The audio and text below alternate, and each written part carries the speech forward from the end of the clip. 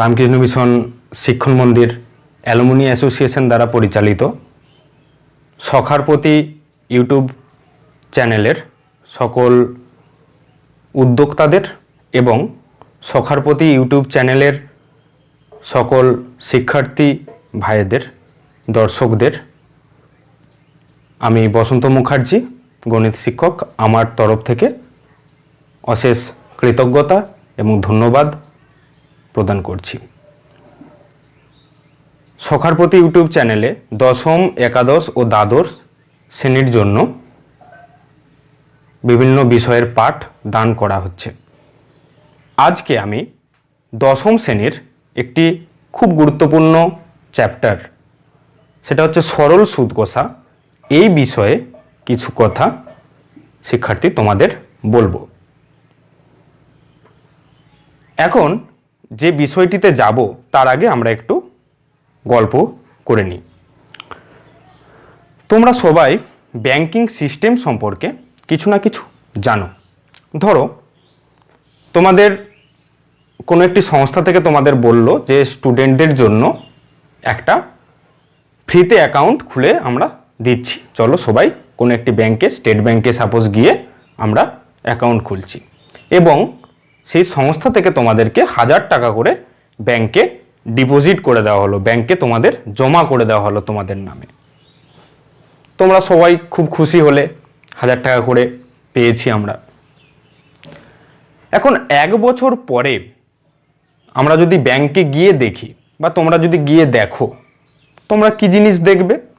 তোমাদের যে টাকাটা ছিল সেই পরিমাণেই টাকা, অর্থাৎ 1000 টাকা তোমরা রেখেছিলে, সেই টাকাই কি থাকবে, না কোনো বেশি টাকা তোমাদের অ্যাকাউন্টে চলে আসবে? উত্তরটা সকলেই জানো বা বুঝতে পারছো যে টাকার পরিমাণটা কিছুটা হলেও 1 বছরে বেড়ে যাবে। আচ্ছা, টাকার পরিমাণটা যে হঠাৎ করে বাড়লো, এটার কারণ কি? কারণটাও প্রত্যেকে জানো যে আমরা যে পরিমাণ টাকা রেখেছি 1 বছরের জন্য, ব্যাংক বা যে সংস্থার কাছে আমরা রেখেছি সেই সংস্থা আমাদেরকে কিছু অধিক পরিমাণ অর্থ প্রদান করেছে টাকাটা রাখার জন্য। তাহলে এখন পর্যন্ত আমরা 2 রকম জিনিস পেলাম, সেটা হচ্ছে আমাদের টাকা যেটা আমরা জমা করেছি, আর আরেক ধরনের অধিক টাকা বা এক্সট্রা মানি যেটা কোনো সংস্থাতে প্রদান করার জন্য সংস্থা আমাদেরকে দিয়েছে। এই 2 ধরনের জিনিসকে আমরা কি বলে থাকি? প্রথম যে বিষয়টিকে আমরা বলে থাকি আসল বা প্রিন্সিপাল। আসল কাকে বলি? না যে পরিমাণ টাকা আমরা কোনো সংস্থার কাছে জমা রাখি। আচ্ছা, শুধু কি জমা রাখার জন্যই আসল হয়? তোমাদের তো আর একটা টার্ম সকলেরই খুব শোনা আছে যে ব্যাংক থেকে টাকা ধার নেওয়া যায় বা কোনো সংস্থা থেকে টাকা ধার নেওয়া যায়। তো আমরা যে পরিমাণ টাকা ধার নিই সেই অর্থটাকেও কিন্তু আমরা আসল বলে থাকি। তাহলে আসল আমরা এমনিতে কাকে বলছি? না যে পরিমাণ অর্থ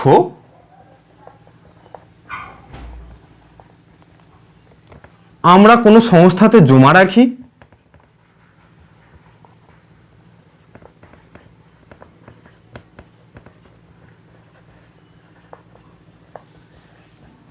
কিংবা কি হতে পারে, না সংস্থা থেকে ধার নিতে পারি কিংবা কোনো সংস্থা থেকে ঋণ নিই,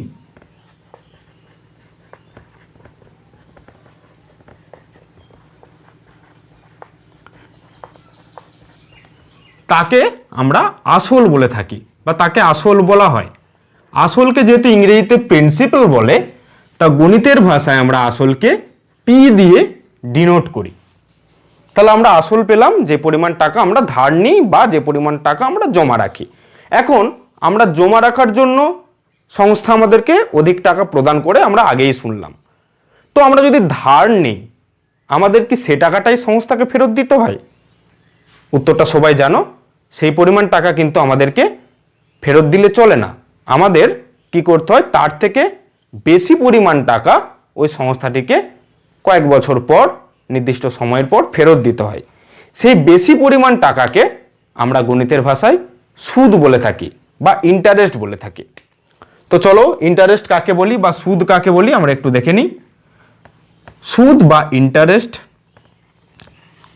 বলতে বুঝি যে অধিক পরিমাণ টাকা, অর্থাৎ এক্সট্রা হিসাবে যে অধিক পরিমাণ টাকা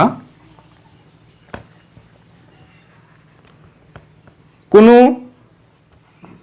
নির্দিষ্ট সংস্থার কাছে নির্দিষ্ট সময়ের জন্য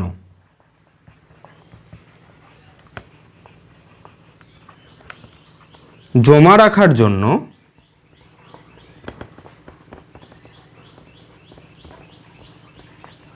আমরা পাই,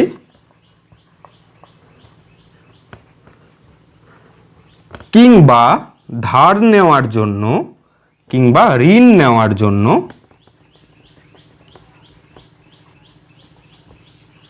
আমাদের প্রদান করতে হয়।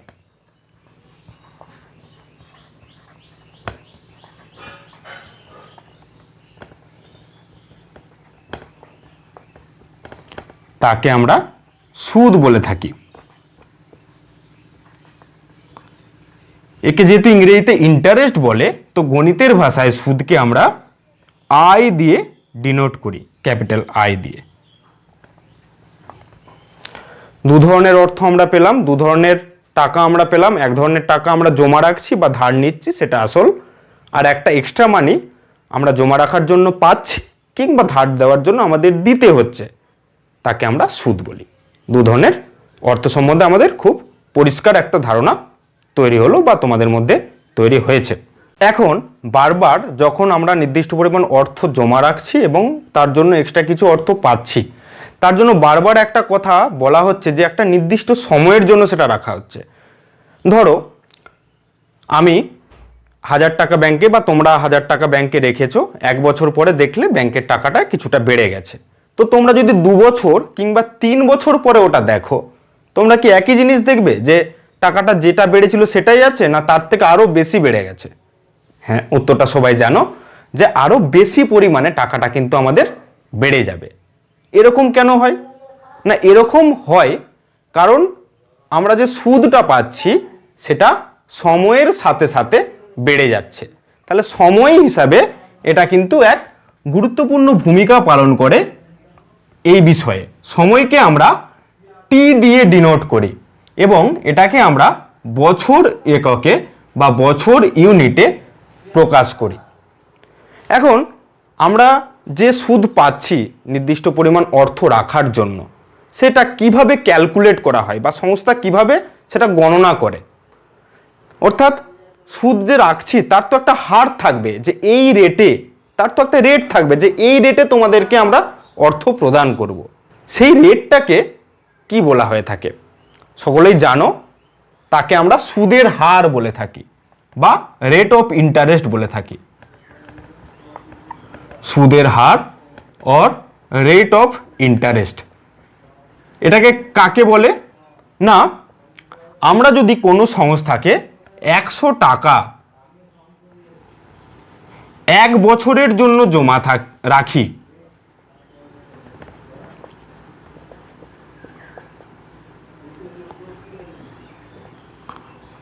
তবে সংস্থাটি যে পরিমাণ সুদ আমাদের দেয়,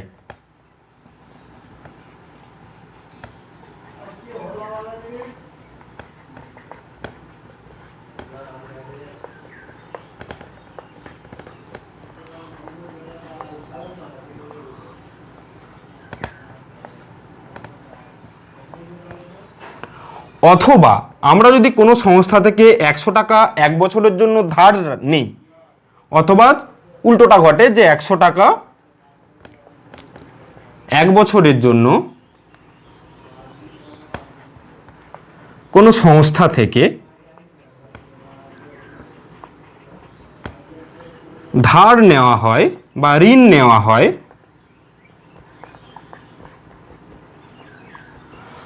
তবে যে পরিমাণ সুদ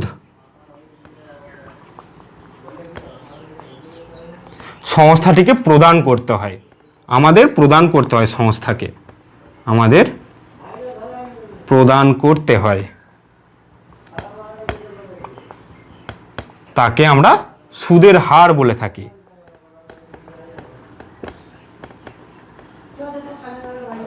তাকে সুদের হার বলা হয়। একে আমরা, যেহেতু সুদের হার হচ্ছে রেট অফ ইন্টারেস্ট, গণিতের ভাষায় একে আমরা আর হিসাবে প্রকাশ করি, আর হিসাবে ডিনোট করি।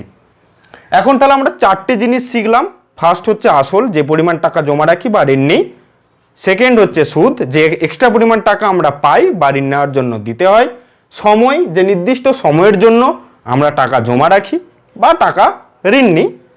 আর সুদের হার, অর্থাৎ 100 টাকা জমা রাখার জন্য, 1 বছরে 100 টাকা জমা রাখার জন্য যে পরিমাণ সুদ পাই, বা 100 টাকা 1 বছরে যে পরিমাণ সুদ আমাদেরকে প্রদান করতে হয় ঋণ নিলে, সেটাকে আমরা সুদের হার বলে থাকি। একে আমরা পার্সেন্টেজ হিসাবে ডিনোট করি। 1 বছরের যে সুদটা হয় 100 টাকার, তাকে আমরা R% বলে থাকি। ধরো আমরা খুব কমনলি জানি যে আমাদের ব্যাংকে 100 টাকা রাখলে আমরা সরল সুদ হিসাবে 4% সুদ পাই। অর্থাৎ কি, আমরা 100 টাকা যদি ব্যাংকে রাখি, 1 বছর পরে 4 টাকা ব্যাংক আমাদের সুদ প্রদান করে। সেটা তার জন্য আমাদের ব্যাংকিং ইন্টারেস্টকে 4% এরকম লেখা হয়। এখন চলো আমরা এই যে 4টে বিষয় শিখলাম, এই 4টে বিষয় কি ইন্ডিভিজুয়াল না প্রত্যেকের সাথে সম্পর্কযুক্ত? সম্পর্কযুক্ত বলতে কি বোঝায়? সম্পর্কযুক্ত বলতে আমরা এখানে বুঝছি যে একটা বাড়ার সাথে সাথে অন্যটা কি বাড়ে, না একটা বাড়ার সাথে সাথে অন্যটা কমে, এরকম কোনো রিলেশন এই 4টে বিষয়ের উপর আছে কিনা আমরা সেটা এবার দেখে নেব। আমরা প্রথমে যে বিষয় দুটি দেখেছিলাম সেটি হচ্ছে আসল এবং সুদ, তাদের মধ্যে কিছু সম্পর্ক আছে কিনা আমরা একটু দেখে নিই। আসল বা প্রিন্সিপাল এবং সুদ। আমরা জানি আসল, ধরো আমার কাছে 1000 টাকা ছিল, আমরা তার জন্য যদি 40 টাকা সুদ পাই, তো আমরা যদি আসলকে বাড়িয়ে দিই, ধরো 10,000 করে দিই, আমরা কি জানি? আমরা জানি সুদের পরিমাণটা কি 40 টাকায় থাকবে?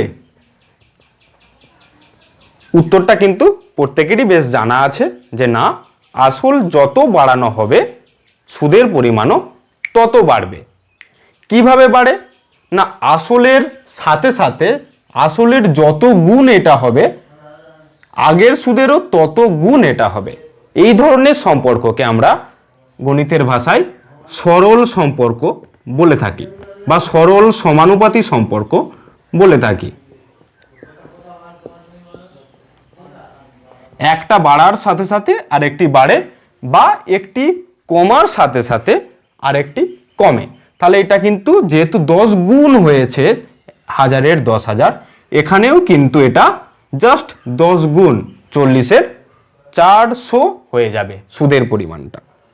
এখন আমরা আসল এবং সুদ ছাড়াও আরেকটি বিষয় জানি, সেটা হচ্ছে সময়। আসল, সুদ, সময়। প্রথম আমরা আসলের সাথে সময়ের সম্পর্ক কিছু আছে কিনা দেখে নেব। আসল অবশ্যই, সময় যাই হোক না কেন আসল ফিক্সড থাকে, আসলের সাথে সময়ের সেরকম কোনো সম্পর্ক নেই। কিন্তু সুদের সাথে সময়ের কিন্তু একটা সম্পর্ক আছে। সময় যত বাড়ানো হবে, ধরো আমি 5,000 টাকা ব্যাংকে জমা রেখেছি, সুদ পেয়েছি তার জন্য 50 টাকা। কতদিনে? না, তার জন্য 50 টাকা সুদ পেয়েছি 2 বছরে। তো আমি যদি টাকাটা 20 বছরের জন্য রাখি, তাহলে কি আমি একই পরিমাণ সুদ পাবো? উত্তরটা নিশ্চয়ই সবাই জানো যে না, সুদের পরিমাণ আমার বাড়বে।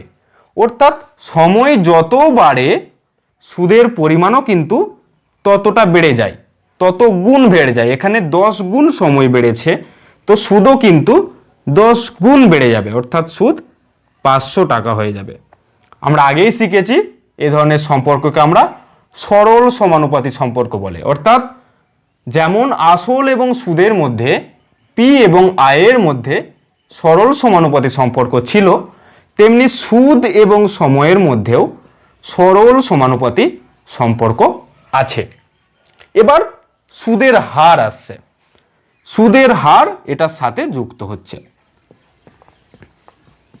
তাকে আমরা গণিতের ভাষায় কি বলে থাকি? আর বলে থাকি।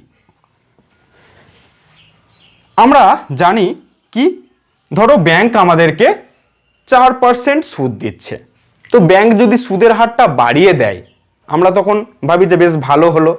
কেন বলি না, সুদের হার বাড়িয়ে দেওয়া মানে অবশ্যই জমা রাখার জন্য, সুদের হার বাড়িয়ে দেওয়া মানে আলটিমেট আমরা যে সুদটা পাবো সেটাও কিন্তু বেড়ে যাবে। কারণ 100 টাকায় 1 বছরের সুদ যদি বেড়ে যায়, আমরা যে নির্দিষ্ট পরিমাণ টাকা রেখেছি সেটাও নির্দিষ্ট সময়ের জন্য যা রেখেছি সেটা কিন্তু আলটিমেট বেড়ে যাবে। অর্থাৎ সুদের হার আর সুদ পরস্পর সরল সম্পর্কযুক্ত। ধরো 50 টাকা সুদ পাচ্ছিলাম আমি 4% হারে, আমি যদি 500 টাকা সুদ পেতে চাই তাহলে আমার হার কত হবে? 40% করতে হবে। কেন না, 50-এর 10 গুণ হচ্ছে 500 টাকা, তো 4-এরও 10 গুণ 40% সুদের হার আমাকে দিতে হবে, তবে আমি সেই নির্দিষ্ট সময়ের জন্য সুদটা 500 টাকা পাবো। অর্থাৎ সুদ এবং সুদের হার পরস্পর কি সম্পর্কযুক্ত? না সরল সম্পর্কযুক্ত। সুদ এবং সুদের হার, আমরা আগেই সরল সম্পর্ক দেখেছি, সুদ এবং সুদের হারের মধ্যেও সরল সম্পর্ক আছে। এখন সময় আর সুদের হারের মধ্যে কোনো সম্পর্ক আছে কি? উত্তর হচ্ছে না। সুদের হারটা কিন্তু ফিক্সড 1 বছরের জন্য। আমরা টাকাটা সময়ে যত বাড়াবো আমাদের সুদ বাড়বে, কিন্তু সুদের হার কিন্তু বাড়তে থাকবে না। সুদের হার যদি আমাদের ফিক্সড রাখা হয়, আচ্ছা সুদের হার কখনোই এটা কিন্তু বাড়ে না। অনেক সময় আর একটা কেস হতে পারে, আমাদের এখানে আসলকে আমরা ফিক্সড রাখি, অর্থাৎ এটাকে স্থির রাখি। আর এক ধরনের সুদ আমরা আরও কিছুদিন পরে তোমাদের ক্লাস 10-এ আলোচনা করব বা আলোচনা করা হবে, সেটা হচ্ছে চক্রবৃদ্ধি সুদ। সেটাতে কিন্তু আসলটা ফিক্সড থাকে না। দরকার নেই, আমরা যেহেতু এখন সরল সুদ চ্যাপ্টারেতে আছি, আমরা সবসময় মাথায় রাখবো আমাদের আসল বা আমাদের প্রিন্সিপাল নির্দিষ্ট সময়ের জন্য ফিক্সড থাকে। এখন আমরা চেষ্টা করব এদের মধ্যে এই যে সরল সম্পর্ক সবগুলোই পেলাম, তাদের মধ্যে আলটিমেট কি সম্পর্ক আছে বা কি রিলেশন আছে, অর্থাৎ একটা একটার সাথে কিভাবে সম্পর্কিত সেইটা একদম বের করে নিতে। চলো সেটা আমরা এখন বের করি। ধরো আমার কাছে একটি নির্দিষ্ট পরিমাণ টাকা আছে, যেটা হচ্ছে আমার প্রিন্সিপাল, যেটা আমি কোনো সংস্থাকে জমা দেব। দু ধরনের কেস হতে পারে, জমা দেওয়া বা ধার নেওয়া। আমি প্রথম ধরে নিচ্ছি আমি জমা রাখছি। ওকে, তাহলে আমার আসল কত? এখানে কিন্তু আমার আসল হচ্ছে বা প্রিন্সিপাল হচ্ছে পি, ধরো পি টাকা। এখন আমি ধরো ব্যাংক থেকে টোটাল যে অধিক পরিমাণ অর্থটা পাচ্ছি সেটা হচ্ছে আয়। তাহলে ব্যাংকের একটা নির্দিষ্ট সুদের হার আছে, সেই সুদের হারটাকে আমি ধরে নিচ্ছি R%, অর্থাৎ 100 টাকার জন্য 1 বছরের সুদ আর টাকা, এবং সময় যে নির্দিষ্ট সময়ের জন্য আমি টাকাটা ব্যাংকে জমা রাখছি সেটা হচ্ছে টি বছর। তাহলে এখন আমি যে সুদ পাবো, অর্থাৎ এখানে যে সুদটা পেলাম তার সাথে অন্যান্য গুলোর কোনো সম্পর্ক আছে কিনা সেটা আমরা বের করার চেষ্টা করব। ফার্স্ট তাহলে আমাদের সুদ আয় টাকা বলতে কি বুঝি? না, আমরা বুঝি 100 টাকার 1 বছরের সুদ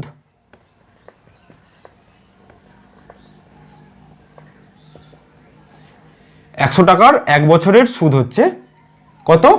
না 8 টাকা, যেহেতু আর হচ্ছে সুদের হার। তাহলে 100-র জায়গায় যদি আমি 100-র জন্য যদি আমি 1 করি, তাহলে 1 টাকার 1 বছরের সুদ কত হবে? কমে যাবে, R/100 হবে টাকা। তো আমার নির্দিষ্ট অর্থ কত? আমার নির্দিষ্ট অর্থ হচ্ছে পি টাকা। তো পি টাকার জন্য 1 বছরের সুদ আমার কত হবে? না পি ইন্টু আর বাই 100 টাকা। এখন এটা 1 বছরের জন্য হলো, কিন্তু আমার সময় কত? আমার সময় হচ্ছে টি বছর। তাহলে আমি পি টাকার জন্য টি বছরের সুদ সেটা কত হবে? বেড়ে যাবে। 1 বছরের সুদ যা ছিল টি বছরের সুদ আরও বেড়ে যাবে, সেটা গুণ হবে, অর্থাৎ পি আর টি বাই 100 এটা টাকা। আচ্ছা, আমি আগে সুদের হারকে ক্যাপিটাল আর বলেছিলাম, এখানে স্মল আর বলা হচ্ছে। তোমরা কিন্তু যে কোনো একটা ইউজ করতে পারো, either capital R or small R, যেটা কিন্তু ইউজ করতে পারো। অর্থাৎ আমি যে সুদটা পেলাম এটা আমার কি না, এটাই আমার পি টাকার টি বছরের জন্য সুদ, যেটা আমার ইন্টারেস্ট আই। সো আমরা আই পেলাম কত? P R T by 100। এইটা আমরা যতগুলো আজ এখন পর্যন্ত শিখেছি 4টে জিনিস, তাদের মধ্যে একটা সম্পর্ক পেলাম যে সুদ ইকুয়াল টু আসল ইন্টু সুদের হার ইন্টু সময় বাই 100। সেটাকে আমরা একটু লিখে নিই না, সুদ ইকুয়াল টু কি পাচ্ছি? আসল ইন্টু সুদের হার ইন্টু সময় বাই 100। এটা বের করে আমাদের সুবিধা কি হলো? এটা বের করে সুবিধা হচ্ছে, আমরা যদি কোনো একটিকে অজানা পাই, বাকি 3টে যদি আমাদের কাছে জানা থাকে, তাহলে কিন্তু আমরা অজানা সংখ্যাটিকে বের করতে পারবো। ধরো আমার কাছে আসল দেওয়া আছে, সুদের হার দেওয়া আছে, আমি কতটা সুদ পেয়েছি সেটা দেওয়া আছে, আমাকে বলেছে আমি কত দিনের জন্য টাকাটা জমা রেখেছি। তাহলে কিন্তু সেই সময়টা আমরা এখান থেকে বের করে নিতে পারবো। I equal to P R T by 100, এই সূত্র অনুযায়ী, এই ফর্মুলা অনুযায়ী আমরা সময়টা বের করে নিতে পারবো। কিভাবে পারবো? চলো আমরা সেটাও দেখে নিই। আমরা দেখেছি এই 4টে জিনিসের মধ্যে সম্পর্ক, একটু আগে বের করলাম। I equal to P R T by 100, এটা হচ্ছে আমাদের 1 নম্বর সম্পর্ক। আমরা এখান থেকে ধরো আমাদের কাছে গিভেন, আমাদের কাছে দেওয়া কন্ডিশন থাকতে হবে 3টে, একটা অজানা কন্ডিশন হতে হবে, আমরা সেটাকে বের করতে পারবো। ধরো প্রথম যেটা কি দেওয়া আছে, ফার্স্ট কন্ডিশনটা অ্যাপ্লাই করার জন্য আমার দেওয়া থাকতে হবে আসল দেওয়া আছে, সুদের হার দেওয়া আছে, আর সময় দেওয়া আছে। এই 3টে যদি আসল মানে পি, সুদের হার মানে আর পার্সেন্ট, এবং সময় টি যদি দেওয়া থাকে, আমাকে কি বের করতে হবে না, আমার হচ্ছে এটা গিভেন কন্ডিশন, দেওয়া কন্ডিশন, আমাকে বের করতে হবে, দেওয়া আছে, আমাকে বের করতে হবে কি, আমাকে বের করতে হবে সুদ। তখন আমরা কি অ্যাপ্লাই করব না, সুদ I equal to P R T by 100। যদি অন্যরকম হয়, ধরো আমার কাছে আসল দেওয়া নেই, আসল আমাকে বের করতে হবে, কিন্তু সুদের হার দেওয়া আছে, আর পার্সেন্ট দেওয়া আছে, আমার কাছে দেওয়া আছে সময় টি বছর, বছর দেওয়া আছে, আর কি দেওয়া আছে, আর টোটাল সুদ আয় দেওয়া আছে। তাহলে আমাদের কি বের করতে হবে না, বের করতে হবে হচ্ছে আসল। তাকে আমরা কি পাবো না, আসল পি, তাকে পাবো আমার আই ইকুয়াল টু, আমরা জানি আই ইকুয়াল টু হচ্ছে পি আর টি বাই 100। তো এখান থেকে আমরা সমীকরণ বের করলে পি আর টি কত পাই, P into R into T equal to 100 into I. এটাকে এটার সাথে গুণ করলাম জাস্ট।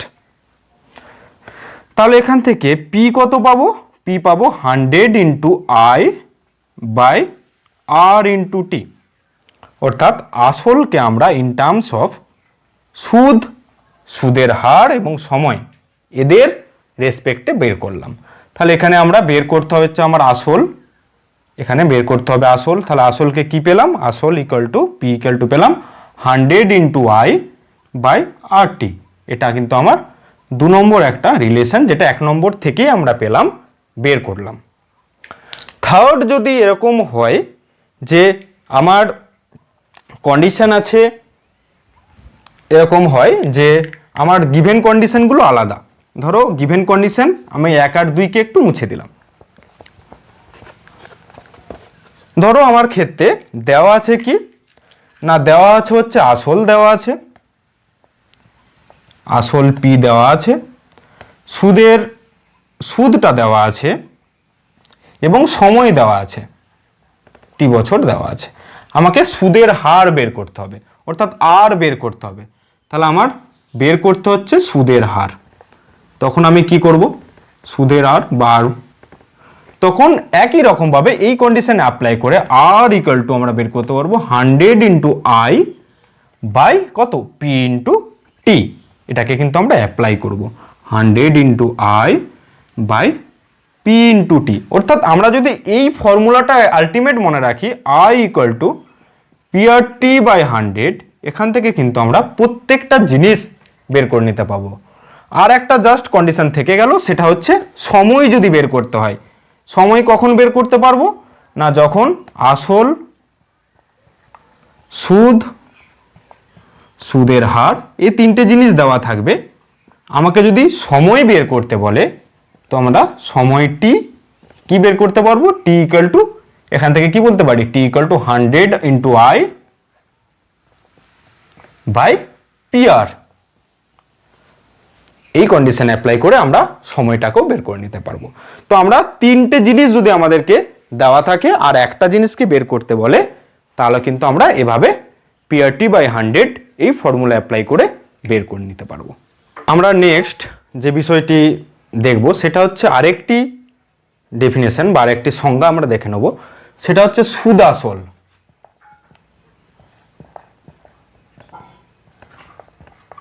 বা এটাকে আমরা স্ববৃদ্ধিমূল্য বলে থাকি। এটা কাকে বলে, এটা হচ্ছে কোনো নির্দিষ্ট আসল নির্দিষ্ট পার্সেন্ট সুদের হারে কয়েক বছর রাখার পর আমরা ব্যাংকে যে টাকাটা পাই সেটা সুদ বলে থাকি। সে সুদের সাথে যদি আমরা আসলকে যোগ করি, অর্থাৎ সুদ আসল মিন্স সুদ প্লাস আসল, অর্থাৎ আসলের সাথে সুদকে যোগ করার পর আমরা যে অর্থটা পাই সেটা আমরা যদি জমা রাখি সেটা, অথবা আমরা যখন টাকা ধার নিয়ে ফেরত দেব, আমাদেরকে যে পরিমাণটা ফেরত দিতে হবে নির্দিষ্ট পরিমাণ অর্থ ধার নেওয়ার জন্য, সেই পরিমাণটা আমাদের আসল যেটা ধার নিয়েছিলাম তার সাথে আমাদেরকে সুদ, বা ব্যাংকে টাকা রাখার ক্ষেত্রে আমরা আসল যেটা রেখেছিলাম তারপর ব্যাংক আমাদের সুদ প্রদান করেছে, আমরা সুদ আসলটা কিন্তু পাবো বা সববৃদ্ধি মূল এই পরিমাণটা পাবো। এখন আমরা চলে যাব আমাদের কিছু সমস্যাতে, যে এই টপিক থেকে তোমাদের চ্যাপ্টার 2 ক্লাস 10-এর যেটা আছে সেটা থেকে কি ধরনের প্রবলেম হয় বা কি ধরনের সমস্যা আমাদের সমাধান করতে হয়। ফার্স্ট হচ্ছে, দেখো আমি একটা সমস্যা লিখছি, তোমরা প্রত্যেকেই নিজে নিজে এটা করার চেষ্টা করবে আমার সাথে সাথে। বলছে 960 টাকার বার্ষিক 8% সরল সুদে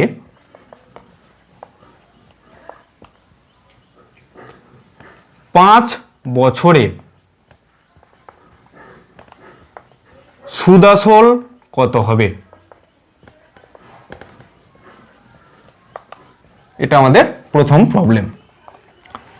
তাহলে আমরা যখন কোনো একটি প্রবলেম আলোচনা করব, প্রবলেমের ক্ষেত্রে আমরা দুটো জিনিস সবসময় বিচার করব। কি না, আমাকে কি নির্ণয় করতে হবে, আর একটা জিনিস হচ্ছে আমার কাছে কি কি কন্ডিশন দেওয়া আছে, গিভেন কন্ডিশন কি কি আছে। তাহলে ফার্স্ট আমরা এটা দুটো পার্ট করে নেব। একটা হচ্ছে আমার গিভেন কন্ডিশন বা দেওয়া যে সমস্ত তথ্য আছে, আর কি একটা হচ্ছে কি বের করতে হবে, মানে বের করতে হবে কি আমাদেরকে নির্ণয় করতে হবে।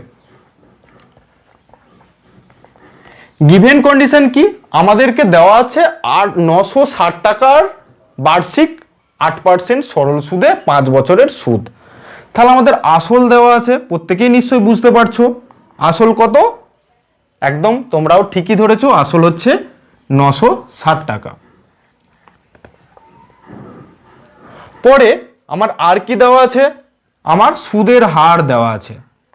সুদের হার বা যেটাকে আমরা আর হিসাবে আগেই শিখেছি সেটা দেওয়া আছে 8%।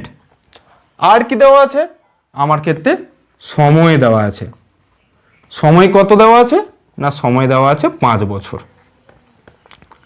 আমার কি বের করতে হবে, আমার বের করতে হবে সুদ আসল। দেখো পরিষ্কার লেখা আছে সুদ আসল। সুদ আসল মানে কি, সুদ আসল মানে হচ্ছে সুদ যুক্ত আসল। তাহলে আমার আসল তো দেওয়া আছে, তো এটাতে বের করার কিছু নেই। তো আমার ক্ষেত্রে আলটিমেট বের করার যেটা জিনিস সেটা দাঁড়িয়ে গেল সুদ, যেটা আমরা দেওয়া নেই আমাদের। তাহলে সুদ বা ইন্টারেস্ট যাকে আমরা আই হিসাবে ডিনোট করি, সেটার ফর্মুলা কি জানি, সেটার আমরা ফর্মুলা আজকের ক্লাসেই শিখেছি। সুদ I equal to PRT by 100, একদম পিআরটি বাই 100। তাহলে পি কত, পি হচ্ছে 960। জাস্ট প্রত্যেকটা ভ্যালুকে আমরা বসিয়ে দেব। আর কত, আর হচ্ছে 8। টি কত, টি হচ্ছে 5 বাই 100। দেখো 100 এর এই জিরোটার সাথে এই জিরোটা কেটে যাচ্ছে, 5-এর সাথে 10 কাটলে 2 হচ্ছে, 2-এর সাথে 8 কাটলে 4 হচ্ছে। তাহলে 4 ইন্টু 96 বা 4 ইন্টু 96 কত হচ্ছে, 4 6 24-এর 4 হাতে 2, 4 9 36, 2 38, এত টাকা। তাহলে আমরা সুদ পেলাম 384 টাকা, যেটা আমার বের করতে হবে এই সুদটা পেলাম। কিন্তু অরিজিনাল আমার কি বের করতে হবে, আমাকে সুদাসল বের করতে হবে। সো সুদাসল কি হয়, সুদাসল হচ্ছে সুদ যুক্ত আসল।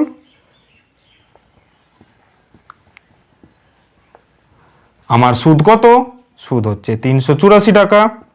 আমার আসল কত, আসল দেওয়া আছে 960 টাকা। তাহলে টোটাল আমার টাকাটা পেলাম কত, টোটাল টাকাটা পেলাম 4 6 8 4 9 3 12 1 13। এই টাকাটা কিন্তু আমরা টোটাল পেলাম 1344, অর্থাৎ 1344 টাকা। তাহলে আমার 960 টাকার বার্ষিক 8% সরল সুদে 5 বছরের সুদাসল যদি বের করতে হয়, আমরা জাস্ট এইটুকু করে আমরা কিন্তু এটাকে বের করে নিতে পারবো। আমরা দ্বিতীয় আরেকটি প্রবলেম বা সমস্যা দেখে নেব। সেখানে কি বলছে, ধরো 1000 টাকা বার্ষিক কত পার্সেন্ট, কত সুদের হারে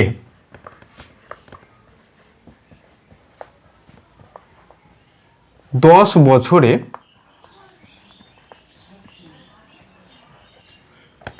সুদে আসলে 1500 টাকা হবে।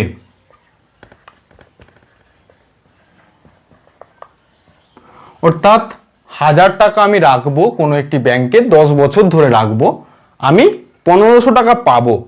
এরকম হলে ব্যাংক আমাকে কত পার্সেন্ট সুদের হারে সুদ দিল।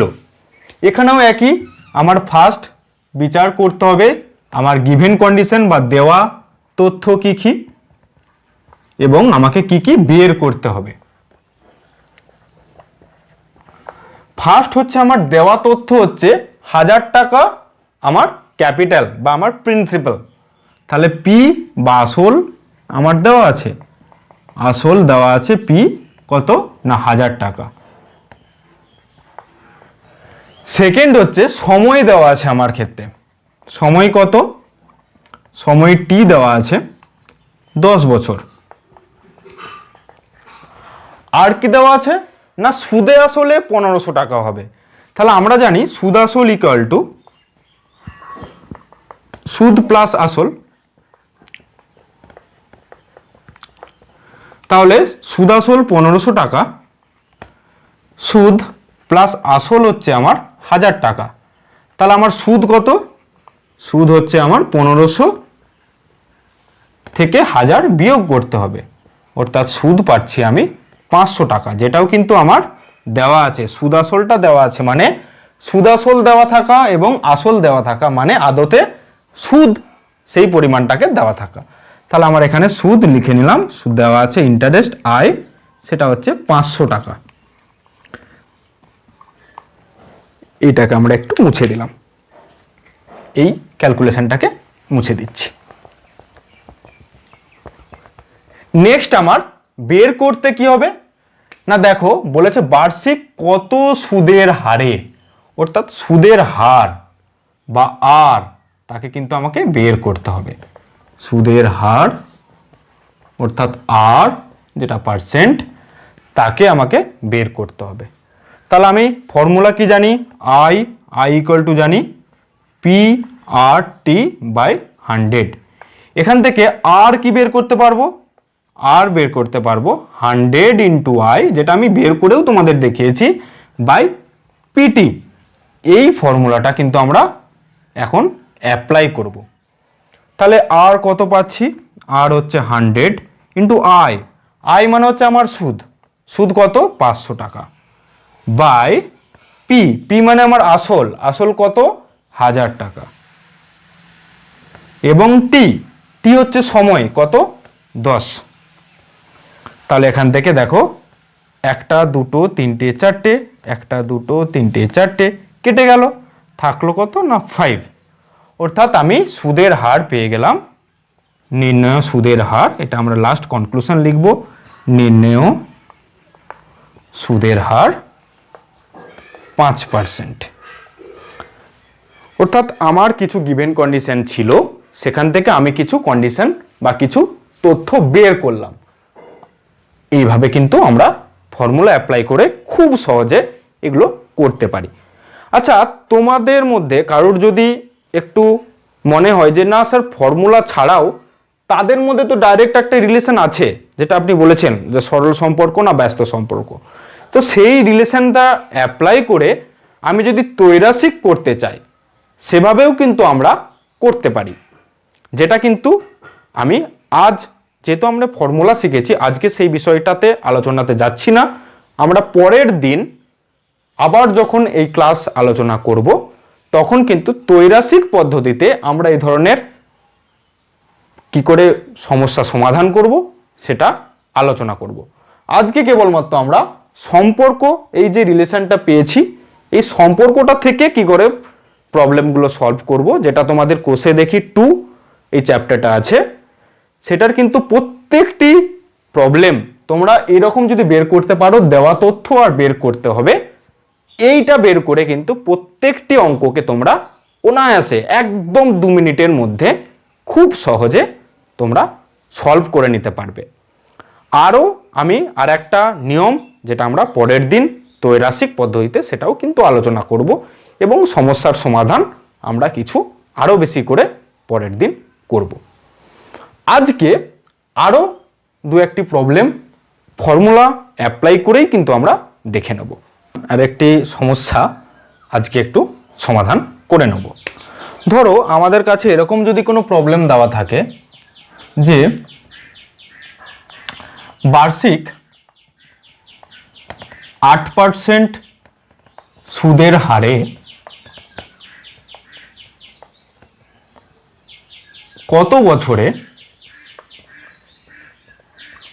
500 টাকা সুদে আসলে 900 টাকা হবে।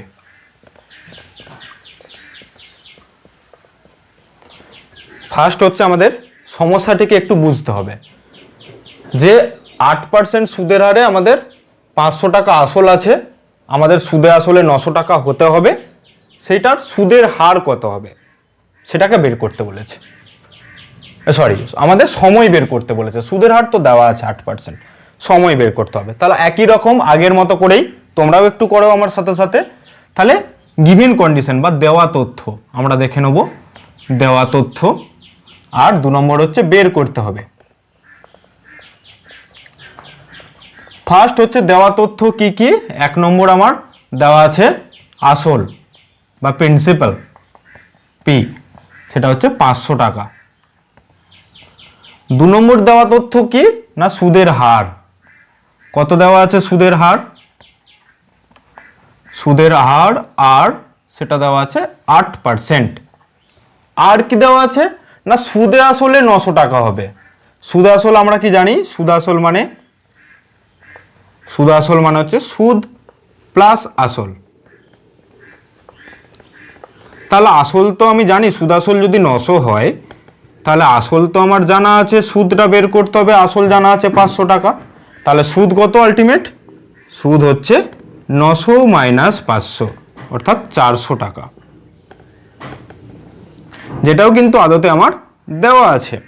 তাহলে এখানে আমরা লিখে নেব সুদ হচ্ছে দেওয়া আছে আমার আয় 400 টাকা। এটাকে একটু মুছে দিচ্ছি। নেক্সট আমাকে কি বের করতে হবে? বের করতে হবে হচ্ছে সময় টি কে বের করতে হবে। তাহলে আমরা ফর্মুলা অ্যাপ্লাই করব। আমরা কি জানি? আমরা জানি পি ইকুয়াল টু, আমরা জানি আই ইকুয়াল টু সুদ I equal to P R T by 100। সেখান থেকে টি কত পাচ্ছি? সেখান থেকে টি পাচ্ছি 100 into I by P into R. আমরা প্রত্যেকটা ভ্যালু জাস্ট এখানে বসিয়ে দেবো। 100 আই কত? আই হচ্ছে সুদ, সুদ হচ্ছে 400 টাকা। পি কত? প্রিন্সিপাল আমার 500 টাকা। আর কত? আর হচ্ছে সুদের হার 8%। তাহলে এখানে দুটো শূন্য, এটা দুটো শূন্য কেটে যাচ্ছে, এটা 2 দিয়ে কাটলে আর এটা 50, 5 দিয়ে কাটলে 10, অর্থাৎ আমার সময় হচ্ছে 10 বছর।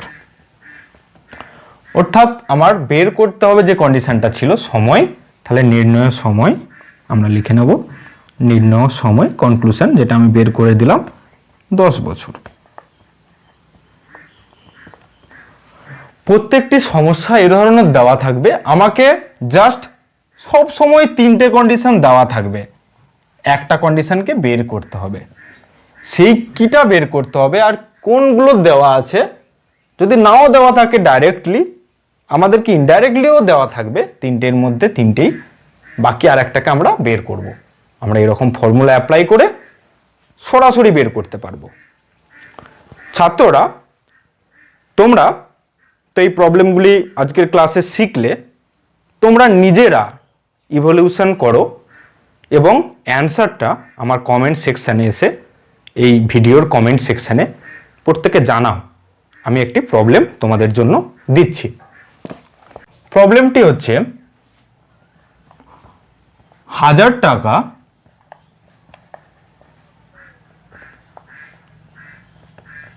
বার্ষিক, প্রবলেমটাকে আরেকটু ভাবে লিখি। কোনো নির্দিষ্ট পরিমাণ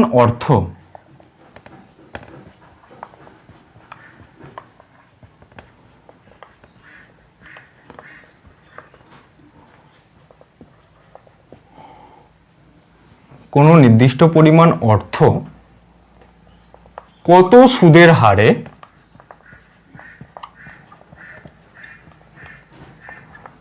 দশ বছরে সুদে আসলে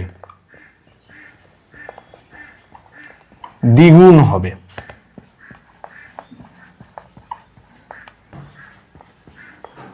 অর্থাৎ আমার এখানে নির্দিষ্ট পরিমাণ অর্থ কিছু দেওয়া নেই, সেটা আমরা নিজেদের মতো ধরে কাজটা করব, দেওয়া আছে কন্ডিশন ধরে। আমাকে বের করতে হবে সুদের হার। তোমরা দেখবে সুদের হার কিভাবে বের করতে পারো। সময় 10 বছর দেওয়া আছে, আর সুদে আসলে দ্বিগুণ হওয়া মানে আসল যা ধরেছিলাম সুদ কিন্তু তাই হবে।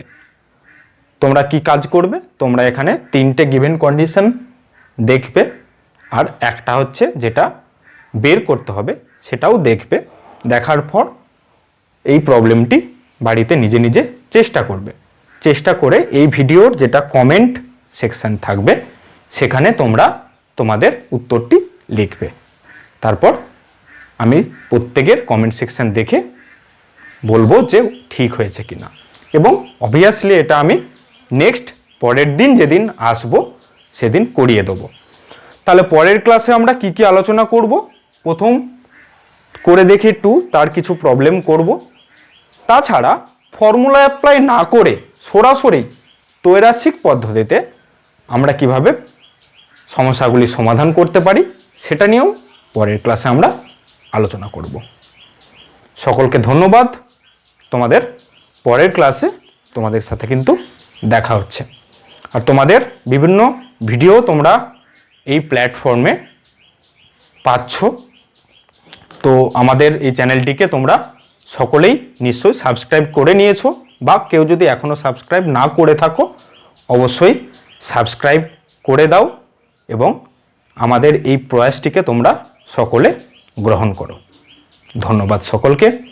আবার পরের ক্লাসে সবার সাথে দেখা হবে।